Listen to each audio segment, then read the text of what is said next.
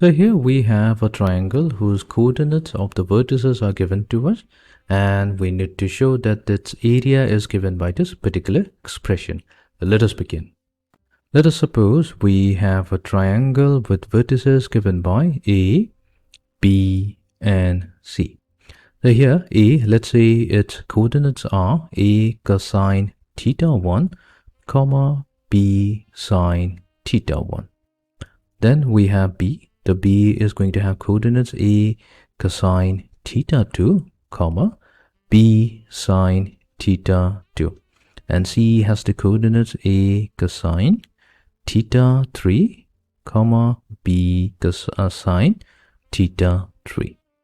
Now that we have the coordinates of the vertices of the triangle, we can easily find out its area by using the formula. So we have half given by the determinant.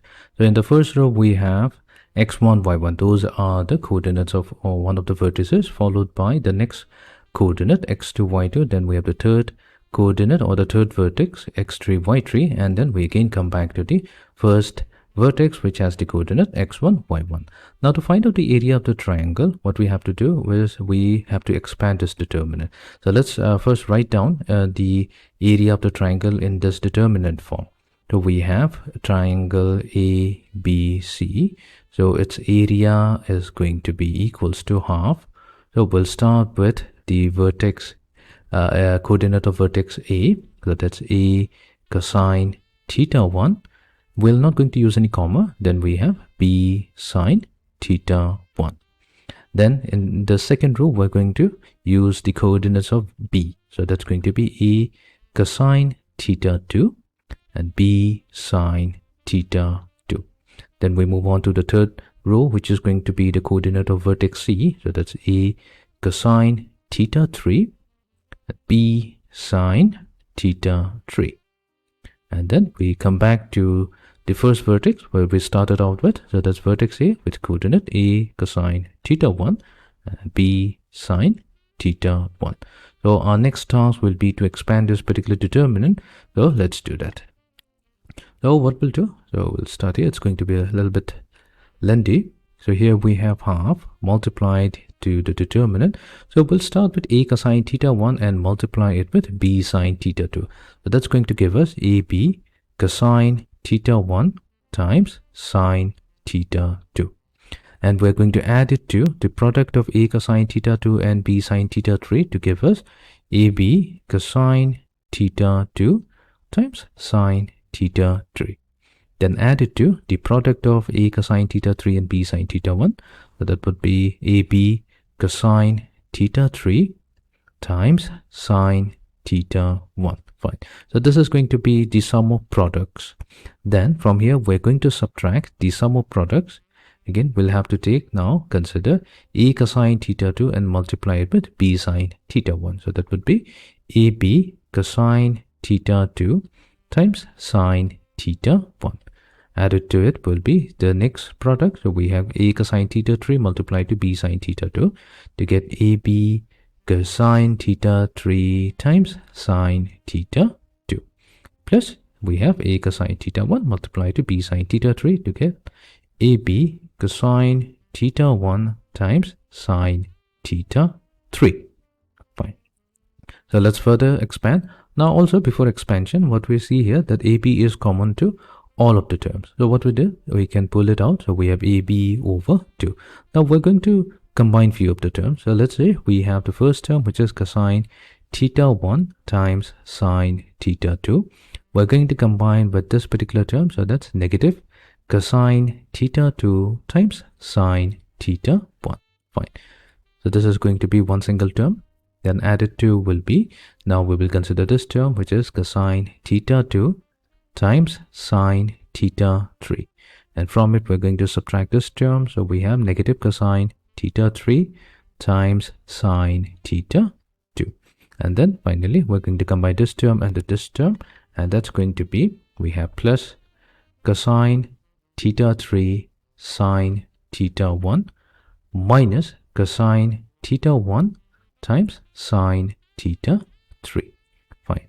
The reason we're combining these two terms, that's because we have sine of the compound angle A minus B.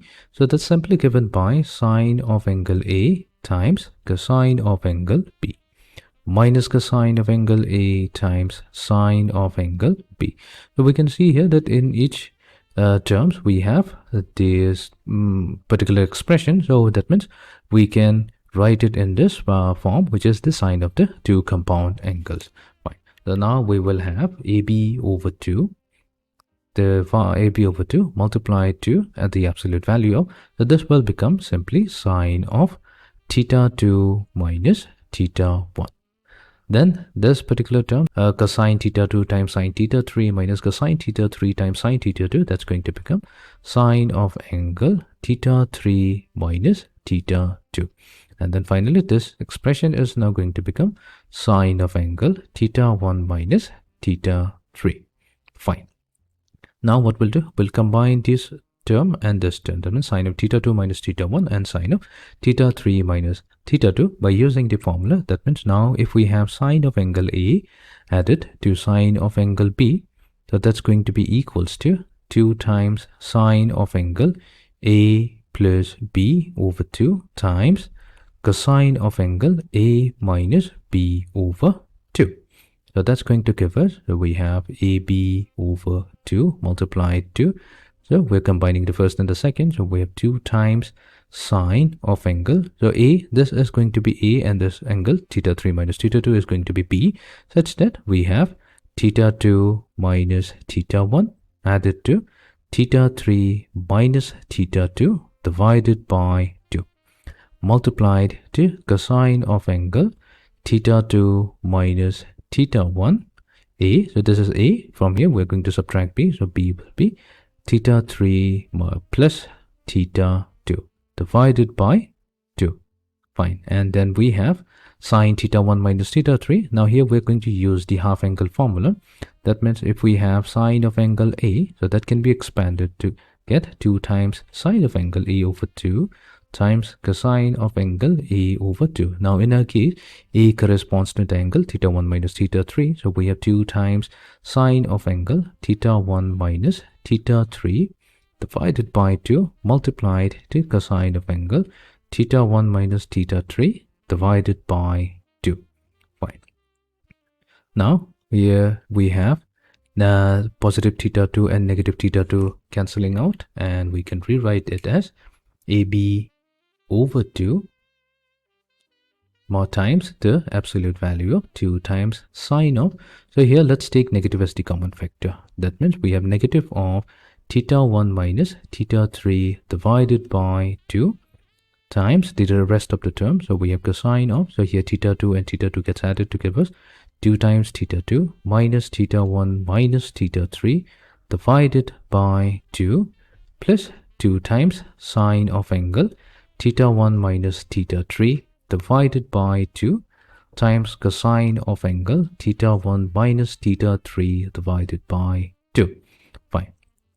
Now the reason why we took this negative common, because we know that our sine is an odd function. It's an odd function means, so let me write it down, that sine of negative theta, so that's equals to negative sine theta, because sine is an odd function, which means then we can have now negative 2 times sine of angle theta 1 minus theta 3 divided by 2 multiplied to cosine of angle 2 times theta 2 minus theta 1 minus theta 3 divided by 2 plus 2 times sine of angle theta 1 minus theta 3 divided by 2 times cosine of angle theta 1 minus theta 3 divided by 2. Fine.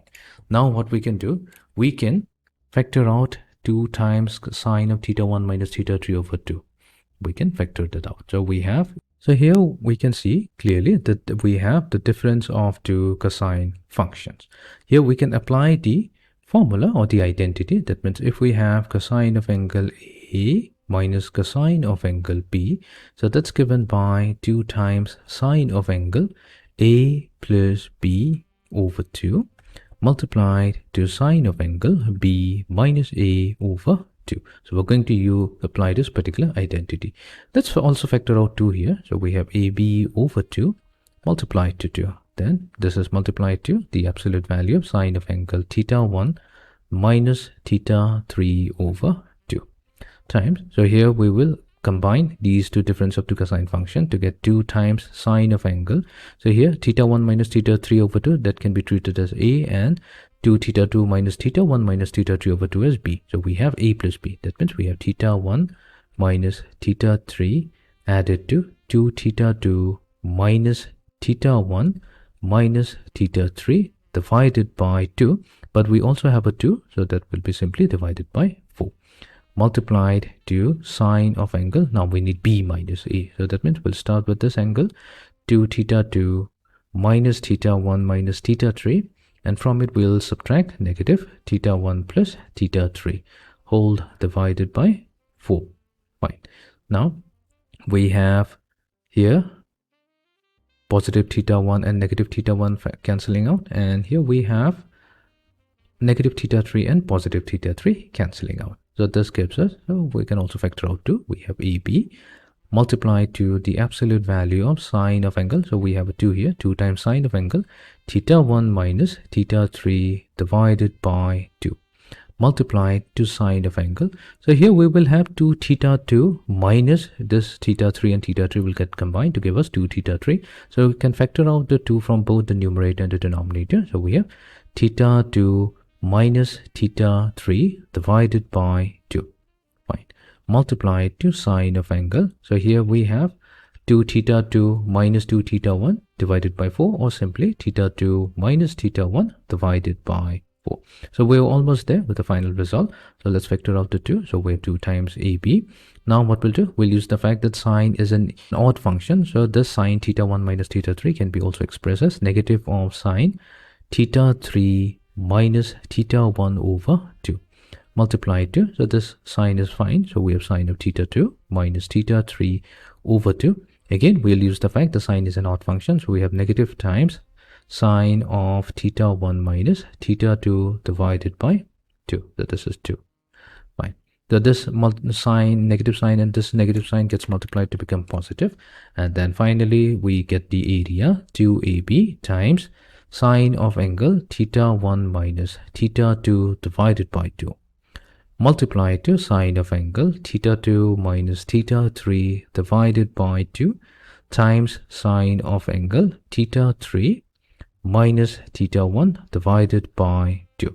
So that's the area of the triangle ABC, hence proved. So let's verify. So we have finally obtained the area of the triangle, which is given by this particular expression, provided its coordinates are these 3 points.